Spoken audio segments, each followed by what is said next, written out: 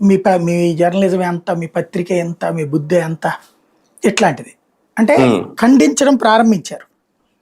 ఇది రాబోయేటటువంటి రోజులలో ఇవ్వలేదనుకోండి, ఇచ్చేసాం అంటున్నారు అనుకోండి, నెగిటివ్ అవుతుంది. ఇచ్చారనుకోండి ప్రాబ్లమే లేదు, ఇచ్చిన వాళ్ళ కింద రికార్డు సాధిస్తారు.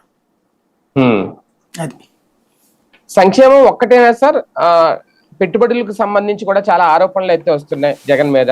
స్వయంగా చంద్రబాబు నాయుడు గారు చేస్తున్నారు. నిన్న కూడా అన్నారు, నాది హామీ రండి పెట్టుబడులు పెట్టండి అని. ఆ విషయంలో కూడా పదే పదే జగన్ ని క్రిటిసైజ్ చేస్తున్నారు. లేదంటే జగన్ వస్తే ఇక పెట్టుబడులు వెనక్కి వెళ్ళిపోతాయి, రేపొద్దున పరిశ్రమలు ఉండవని చెప్తారు. దాని మీద వైసీపీ గానీ లేదంటే జగన్ గానీ మాట్లాడాల్సిన అవసరం ఏం లేదు.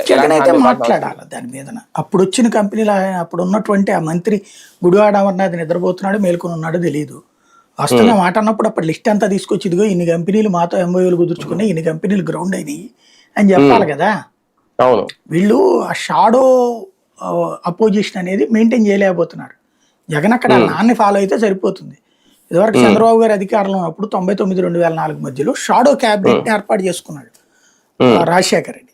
తద్వారా వాళ్ళ శాఖల్ని ఇక్కడ ఒక్కొక్కళ్ళకి ఒక్కొక్క నాయకుడికి అప్పచెప్పాడు. ఈ నాయకులు ఆ శాఖకి సంబంధించిన లొసుగులన్నీ తీసుకుని రెడీలో పెట్టుకుంటారు. ఆ మంత్రి చెప్పగానే వీళ్ళు వచ్చి రోడ్డు ఎక్కి ఇదిగో ఈ తేడా జరిగింది ఇదని చెప్తారు.